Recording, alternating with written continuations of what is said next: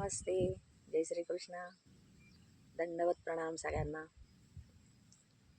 कसे आहात सगळे? मजेत राहा, आनंदी राहा, निरोगी राहा, सुखी राहा.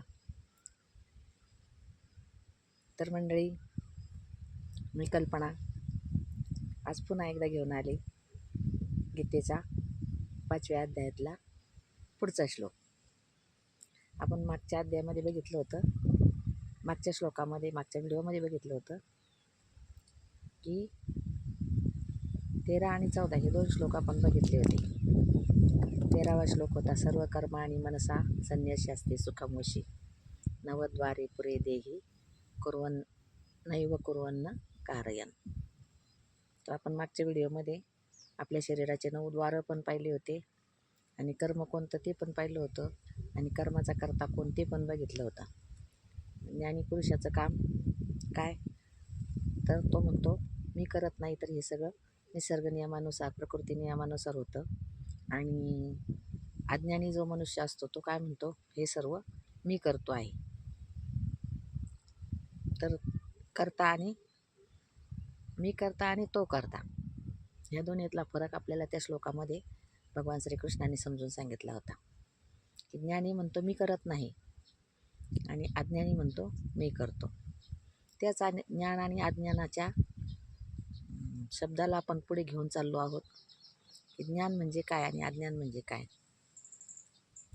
तर भगवान श्रीकृष्ण पुढच्या श्लोकामध्ये सांगतात, पुढच्या श्लोकात म्हणजे 15व्या श्लोकात. आपण 13 आणि 14 मागच्या व्हिडिओमध्ये बघितले आणि 15व्या श्लोकामध्ये भगवान श्रीकृष्ण सांगतात की ज्याच्याजवळ अज्ञान आहे तो कधीच भगवंताच्या चरणापाशी जाऊ शकत नाही आणि ज्ञान हाच त्याच्यावरचा खरा उपाय आहे. ज्यावेळेस आपण ज्ञानाचा उपाय त्याच्यावर चालू, ज्यावेळेस ज्ञानाचा प्रकाश होईल त्यावेळेस अज्ञानाचा अंधकार हटून जाईल. आणि अज्ञानात असल्यामुळे माणसाला काय होतं, मोहाने माणूस व्यापतो आणि त्याला संपूर्ण मोहच असतो. तर त्या मोहाने माणूस व्यापतो आणि त्याच्यामुळं त्याच्याजवळ अज्ञानाशिवाय त्याला आजूबाजूला दुसरं काहीच दिसत नाही, ज्ञान हे त्याला दिसतच नाही. तर मग पुढच्या श्लोकामध्ये भगवान श्रीकृष्ण आपल्याला सांगत आहे. पुढचा श्लोक घेऊ आपण एकदा आणि मग त्याचा अर्थ पण बघूया. पुढचा 15वा श्लोक घेऊया आपण.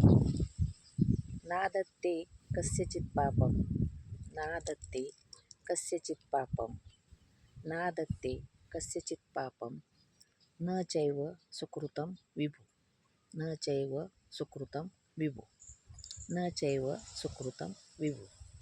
नादत्ते कस्यचित् पापं, न चैव सुकृतं विभु, नादत्ते कस्यचित् पापं, न चैव सुकृतं विभु. अज्ञानेनावृतं ज्ञानम्, अज्ञानेनावृतं ज्ञानम्, अज्ञानेनावृतं ज्ञानं तेन मुह्यन्ति जन्तवः, तेन मुह्यन्ति जन्तवः. अज्ञानेनावृतं ज्ञानं तेन मुह्यन्ति जन्तवः. नादत्ते कस्यचित् पापं, न चैव सुकृतं विभु, अज्ञानेनावृतं ज्ञानं तेन मुह्यन्ति जन्तवः. हा झाला 15वा श्लोक. आणि पुढचा श्लोक लगेच घेऊ आपण. ज्ञानेन तु तदज्ञानं, ज्ञानेन तु तदज्ञानं येषां नाशीनमात्मनः, येषां नाशीनमात्मनः, ज्ञानेन तु तदज्ञानं येषां नाशीनमात्मनः, तेषामादित्यवज्ञानं, तेषामादित्यवज्ञानं प्रकाशयति तत्परं, प्रकाशयति तत्परं. ज्ञानेन तु तज्ज्ञानं, ज्ञानेन तु तज्ज्ञानं येषां नाशीतमात्मनः, तेषामादित्यवज्ञानं प्रकाशयति तत्परं. तर या 2 श्लोकांमध्ये भगवान श्रीकृष्ण सांगतायत की मोहामध्ये गुंतल्यामुळं, मागच्या श्लोकात आपण बघितलं की हे 9 द्वारं आपल्या शरीराचे आणि पूर्ण आपल्या शरीराचं काम ते 9 द्वारं करतात. पण मनुष्य काय म्हणतो, मीच करतो, मीच करतो, मीच करतो.